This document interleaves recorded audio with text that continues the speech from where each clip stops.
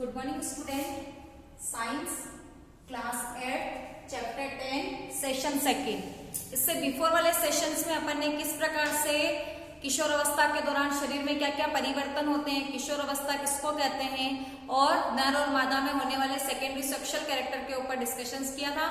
अभी अपन पढ़ रहे हैं कि मानव में जनन काल कितना होता है। तो संभवतया नर और मादा में जनन काल का जो समय अवधि होती है वो अलग अलग होती है। नर में लगभग मादा से काफी समय बाद तक जनन प्रक्रिया हो सकती है। मादा में यह अवधि लगभग 45 से 50 वर्ष तक की होती है, क्योंकि 45 से 50 वर्ष तक ही अंडाशय जो होता है वो परिपक्व अंडाणु का निर्माण करता है। जब अंडाणु का निर्माण होना शुरू हो जाता है उसके पश्चात जब निषेचन की प्रक्रिया होती है उससे पूर्व अंडाशय का भीतरी भाग जो होता है वो थोड़ा सा मोटा हो जाता है ताकि वो आसानी से उस गर्भ को धारण कर सके।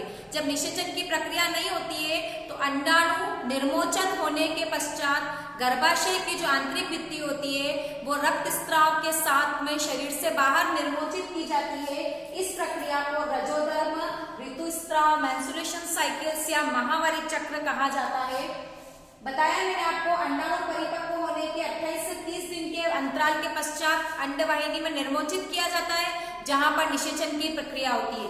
अगर निषेचन की प्रक्रिया नहीं होती है तो अंडाणु गर्भाशय का मोटा स्तर रक्तवाहिनियों के साथ में शरीर से बाहर कर दिया जाता है, जिसको रजोधर्म या ऋतुस्त्राव कहा जाता है। यदि प्रथम किशोर अवस्था के दौरान पहला ऋतुस्त्राव जो होता है उसको रजोदर्शन कहा जाता है, और 45 से 50 वर्ष के पश्चात ऋतुस्त्राव आना बंद हो जाता है महिलाओं में, इसलिए इस प्रक्रिया को रजोनिवृत्ति कहा जाता है। उसके पश्चात मादा जो होती है वो जनन प्रक्रिया नहीं कर सकती प्राकृतिक रूप से। अब अपन देख रहे हैं सेक्स डिटर्मिनेशन या लिंग निर्धारण।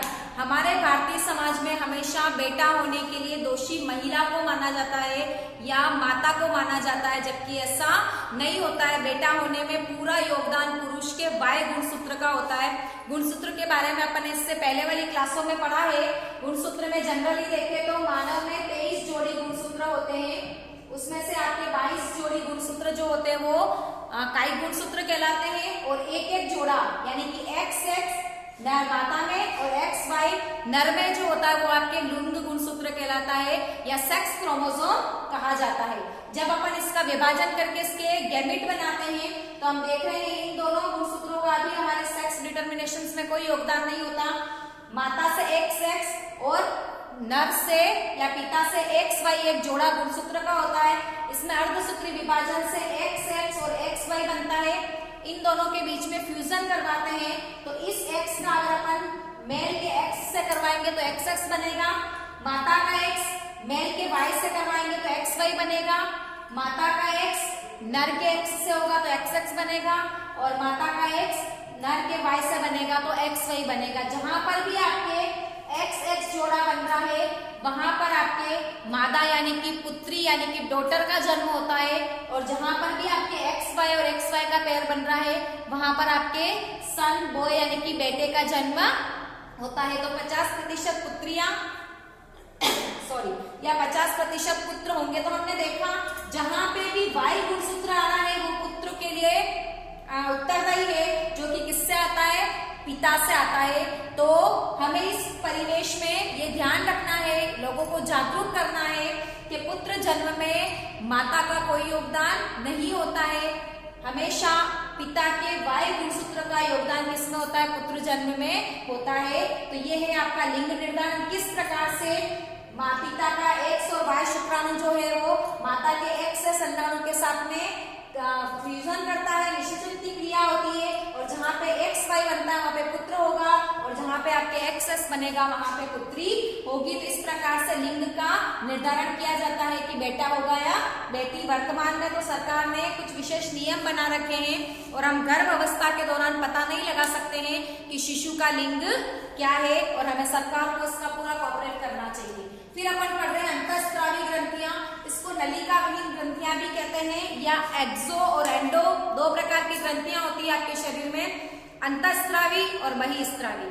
बहिःस्रावी ग्रंथियां क्या होती है, जो विशिष्ट प्रकार की नलिकाओं की सहायता से अपने द्वारा बनने वाला रासायनिक स्त्राव जिसको अपन हार्मोन्स कहते हैं उसको रक्त में नहीं छोड़कर नलिकाओं के द्वारा लक्ष्य स्थल तक पहुंचाया जाता है। इसमें अपन पढ़ेंगे अग्नाशय जो है वो आपके दोनों प्रकार की ग्रंथि की भूमिका निभाती है, अंतःस्रावी और बहिःस्रावी। बहिःस्राव के तौर पर ये अग्नाशय रस का निर्माण करती है जो कि आपके पाचन क्रिया में सहायक है और छिद्रांत में इसको नलिकाओं की सहायता से छोड़ा जाता है।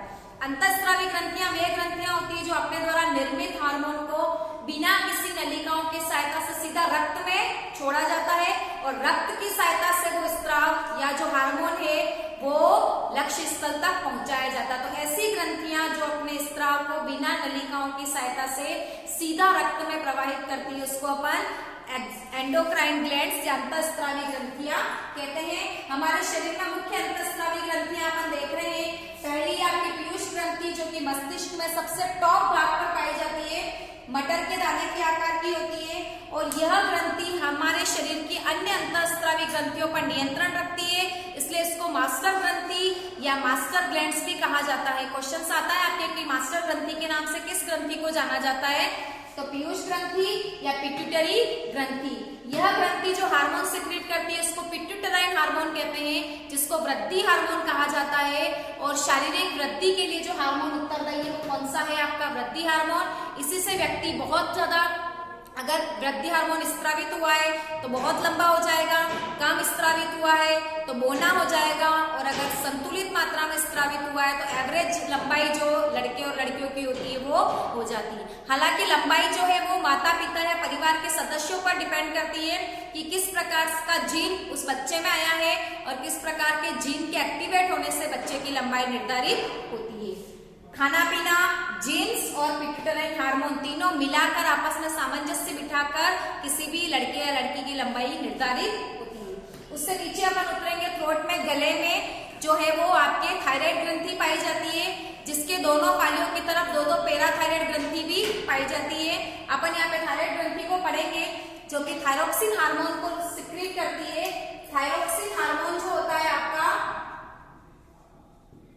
वाइटल रोग से हमारी सुरक्षा करता है, जिसको गेंगा रोग भी कहा जाता है। इसमें गला फूटकर लटक जाता है, जनरली तटीय क्षेत्रों में ये बीमारी ज्यादा होती है। थायराइड ग्रंथि के एक्टिवेट के लिए कि किस प्रकार से थायराइड ग्रंथि उत्तेजित हुए और थायरोक्सिन हार्मोन को रिलीज करे, उसके लिए कौन सा खनिज लवण उत्तरदायी है, आयोडीन। तो कहते हैं आयोडीन युक्त नमक खाना चाहिए जिससे हमारी थायराइड ग्रंथि एक्टिव रहे और थायरोक्सिन हार्मोन को सिक्रीट करती रहे और थायराइड हार्मोन जो है वो वाइटल रोग से हमको सुरक्षित करे। एक टर्म्स हमने पढ़ी थी कायांतरण बिफोर क्लासेस में कि लार्वा से वयस्क का बनना कायांतरण कहलाता है।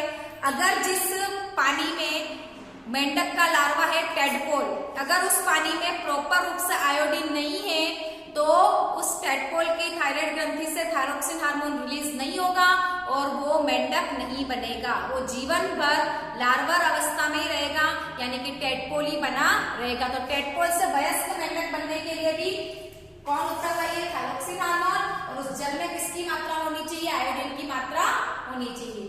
थर्ड है most important hormone adrenal hormone, जिसको पीएफ का हार्मोन भी कहा जाता है, 3F हार्मोन कहा जाता है। ये जो है वो एड्रिनलिन हार्मोन सिक्रीट करती है, एड्रिनल ग्रंथि।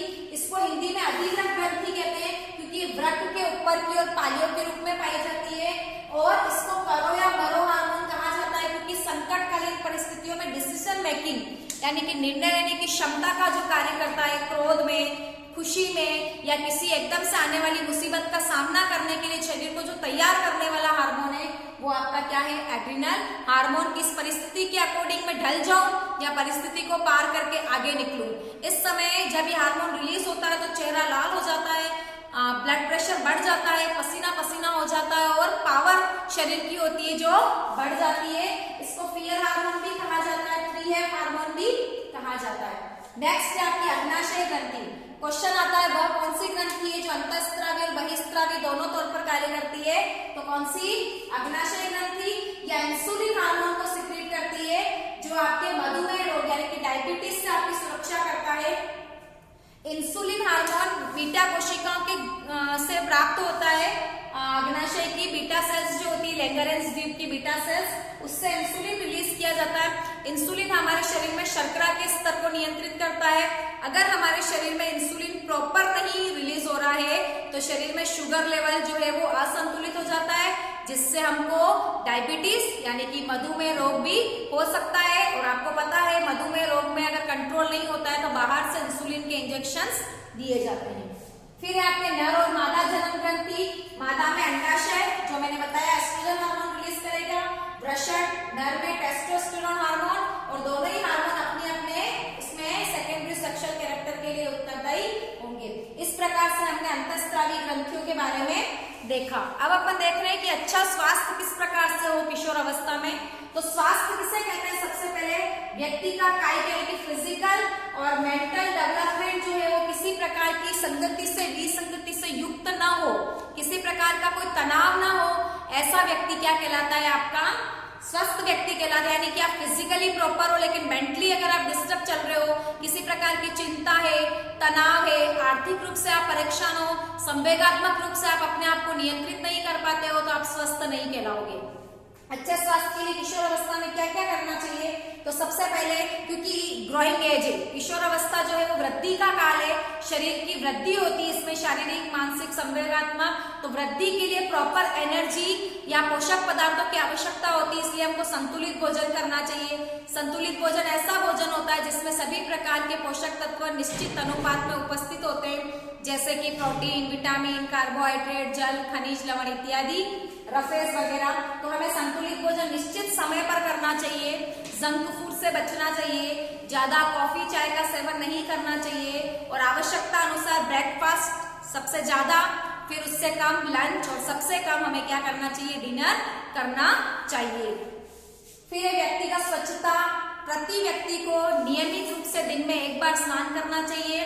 किशोर अवस्था के दौरान विशेष रूप से श्वेत ग्रंथियों के एक्टिवेट होने से या तेल ग्रंथियों के एक्टिवेट होने से शरीर पर बदबू बनी रहती है, जिससे जीवाणु उत्पन्न हो सकते हैं। तो हमें प्रॉपर रूप से नहाना चाहिए। मेंस्ट्रुएशन साइकिल्स जब शुरू होता है तो लड़कियों को विशेष रूप से सफाई का ध्यान रखना चाहिए। नेक्स्ट, शारीरिक व्यायाम, हमें समय समय पर आवश्यकता अनुसार फिजिकल एक्सरसाइज करनी चाहिए, जिससे हमारा शरीर जो है वो एक्टिव रहे और एनर्जी लेवल बना रहे। योग, व्यायाम, शारीरिक बहुत सारे ऐसे डांस फॉर्म्स भी आते हैं जिसके द्वारा आप अपने शरीर को एक्टिव रख सकते हो। नशीले पदार्थों का सेवन नहीं करना चाहिए। किशोर अवस्था के दौरान हमने बताया कि मानसिक उद्वेग चलता है, बच्चा अपने आप को समझ नहीं पाता है कि एक्चुअल में मैं क्या हूँ। इस स्थिति में कुछ लोग गलत सलाह देते हैं कि आप लोग ऐसा चीजें सेवन करोगे तो आप तनाव या टेंशन से मुक्त हो जाओगे। धीरे धीरे उसको लेने से आपकी आदत या लत पड़ जाती है और आप नशेड़ी हो जाते हो। तो किशोर अवस्था के दौरान विशेष समय आप अपने परिवार के साथ समय व्यतीत करें, अपने मित्रों को अपनी बातों को शेयर करें। अपने आसपास कुछ ऐसे परिवार होंगे जिसके साथ में आप अपनी प्रॉब्लम्स को शेयर कर सकते हैं। अपने टीचर्स के साथ में आप डिस्कशंस कर सकते हैं। हमें नशीले पदार्थों के सेवन से पूर्णतया बचना चाहिए। किसी भी प्रकार का कोई भी नशा नहीं करना चाहिए। वो हमारे शरीर को, हमारे मानसिक लेवल को, आर्थिक लेवल को और सामाजिक तौर पर भी हमें बुरा साबित करता है और अंत हमारा हमेशा बुरा ही होता है। ड्रग्स के सेवन से जनरली एक ही इंजेक्शन की सुई से ड्रग्स ली जाती है, जिससे हमारे अंदर एड्स रोग होने की संभावना बढ़ जाती है, एक्वायर्ड इम्यूनो डेफिशिएंसी सिंड्रोम। इसमें हम उपार्जित जो इम्यून सिस्टम्स होता है वो हमारा कमजोर हो जाता है और हमारा शरीर किसी भी रोग के प्रति प्रतिरोधक क्षमता उत्पन्न नहीं कर पाता, जो कि एक HIV वायरस से हमारे अंदर आता है। तो हमें हमारे ऊपर स्वयं नियंत्रण करना चाहिए। आत्म अनुशासन के साथ में हमें हमारे जीवन को अच्छा बनाने का प्रयास करना चाहिए। महामारी के दौरान कुछ भ्रांतियां हैं हमारे समाज में कि इस दौरान लड़के लड़कियों को देखती है तो प्रेग्नेंट हो जाती है, गर्भधारण हो जाता है, अचार पापड़ नहीं बनाना चाहिए, घरेलू कार्य नहीं करने चाहिए। तो ऐसा नहीं है। जनरली अगर आप शारीरिक रूप से स्वच्छ हैं तो आप कोई भी काम को कर सकते हैं। और दूसरी भ्रांति थी कि लड़का उत्तरदायी, लड़का होने में माँ का रोल होता है, जो कि पूर्णतया क्या है? गलत है। सामाजिक तौर पर हमें इन दो भ्रांतियों को दूर करने का प्रयास भी करना चाहिए। आज के सेशंस में अपन ने देखा कि किस प्रकार से मानव में जनन अवधि काल चलता है, किस किस प्रकार से लिंग निर्धारण या सेक्स डिटर्मिनेशन होता है, अंतःस्रावी ग्रंथि और किशोर अवस्था के दौरान सावधानियां या ऐसी कौन सी बातों को अपने फॉलो करना ही चाहिए जिससे हमारी किशोर अवस्था जो है प्रॉपर तरीके से, हमारा जीवन जो है वो प्रॉपर ट्रैक पर चले। हमारा चैप्टर यहीं पर खत्म होता है। नए सेशन में नए चैप्टर के साथ कुछ नई जानकारियां लेंगे हम। Thank you.